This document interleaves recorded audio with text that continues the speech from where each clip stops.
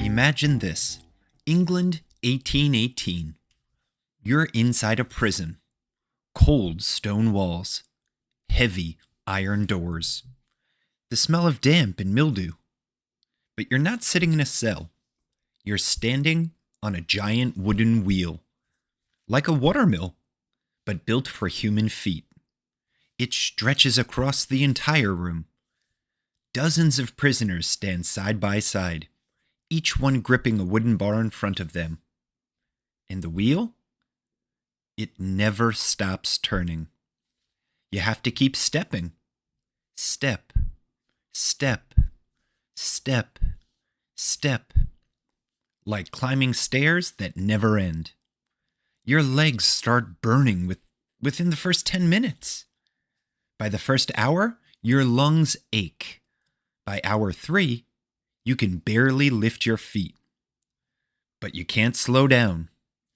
If you slip, the wheel keeps moving, and it takes you with it. There's no music, no water break, no encouragement. Just a guard watching the clock, and the sound of dozens of exhausted people. Stepping, stepping, stepping. Now, you see this? It isn't a gym. This isn't training. This is punishment.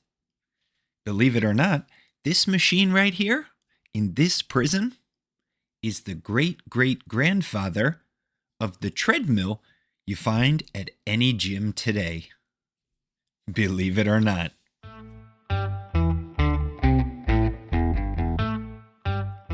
Welcome to Believe It or Not, the show where weird is real and the truth is stranger than fiction.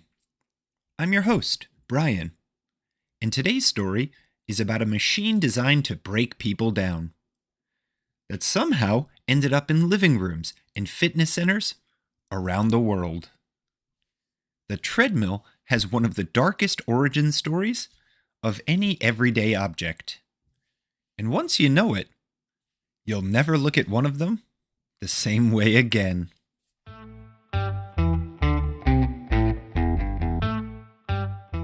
The treadmill was invented in 1818 by a British engineer named Sir William Cubitt. He wasn't thinking about fitness. He was thinking about prisons. At the time, English prisons were overcrowded and chaotic. Prison reformers were arguing that inmates needed more structure, more discipline. They thought that idle time was dangerous. Cubitt's solution? Put them to work. He designed an enormous rotating wheel, wooden slats arranged like steps on a paddle wheel. Prisoners would grab a bar in front of them and walk the wheel, keeping it turning through sheer foot power. And the treadmill? It spread quickly. Within a few years, over 50 prisons across England had installed treadmills. The machine had a name at the time: the tread wheel. And it was every bit as brutal as it sounds. Prisoners typically walked the treadmill for 6 to 8 hours every day. 6 to 8 hours. That's the equivalent of climbing the height of Mount Everest every single week. There were no breaks, no water stations, no encouragement. Men stood shoulder to shoulder on the wheel, not allowed to speak to each other. Some prisons even installed dividers between prisoners so they couldn't make eye contact. Yikes. The only stimulation? Just the sound of the wheel and their own breathing. You see, sometimes the treadmill powered something useful. It could be grinding grain or pumping water. But often, it powered nothing at all. The wheel turned, and it did nothing. And turned again. And that was the point. The pointlessness was part of the punishment.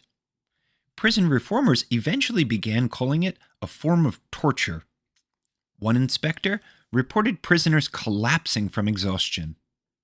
Others developed permanent joint damage from the repetitive motion. By the late 1800s, the British government banned the treadmill entirely under the Prison Act of 1898. It disappeared, and almost everyone forgot it had ever existed. Then, in 1952, an American doctor named Robert Bruce changed everything. He was trying to diagnose heart problems in patients, but he needed a way to stress test their cardiovascular system under controlled conditions. He needed people to walk and run, indoors, at measurable speeds. So, he built a motorized treadmill. Not to punish, but to heal. The medical treadmill spread through hospitals and research labs. And then, fitness culture caught up. By the 1960s and 70s, Americans were becoming obsessed with jogging and exercise. And the treadmill moved from hospitals into gyms and homes.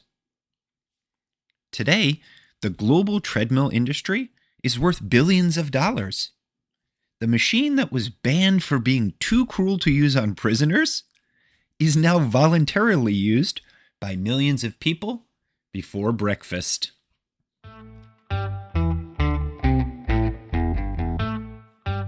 Here's the strange part about the story.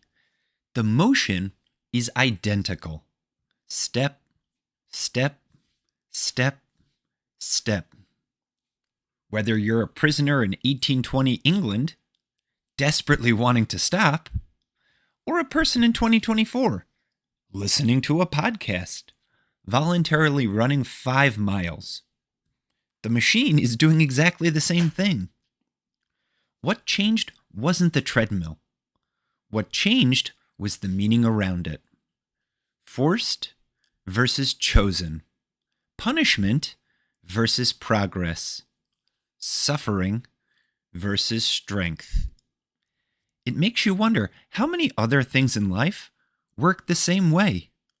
The same experience, depending on why you're doing it and whether you choose it, can feel completely different. Choice changes everything.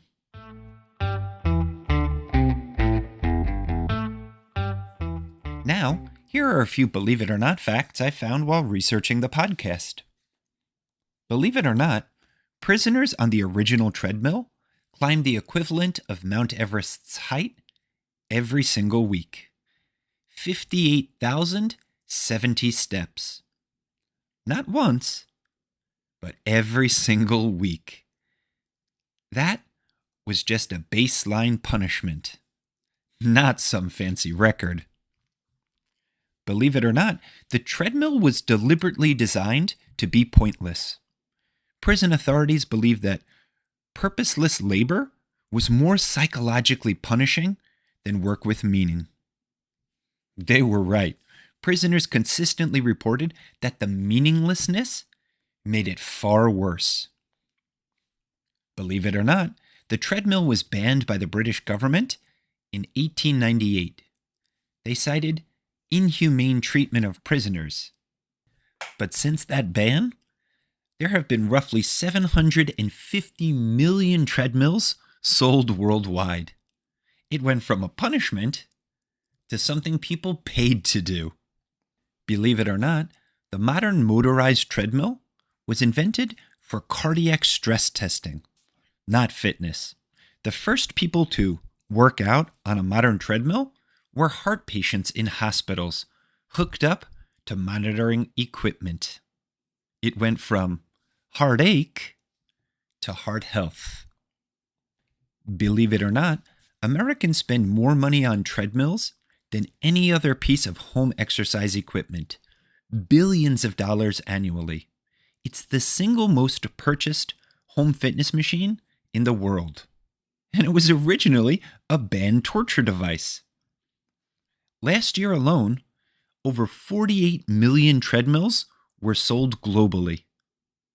That's a lot of money for something that most people would pay to get out of. Believe it or not.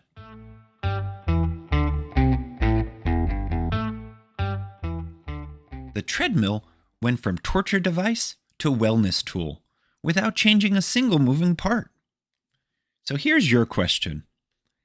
Is it the thing itself that matters, or the meaning we give it? And what in your life might look completely different if you just change the story you tell about it? All right, if you're enjoying Believe It or Not, follow or subscribe wherever you listen, and share this episode with someone who complains about the treadmill at the gym. Because hey, at least they chose to be on it. Next time on Believe It or Not, imagine stepping onto a baseball field in the 1860s. The sun is bright, the crowd is cheering.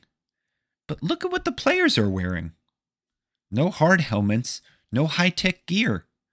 Just a soft, simple cloth cap. Almost too simple to matter. But that cap, that modest little hat, would travel from baseball diamonds to fashion runways, to the heads of presidents, rappers, athletes, and kids in every country on earth. The baseball cap is now one of the most recognized pieces of clothing in human history. And the story of how it got there is stranger than you'd think. You won't want to miss it.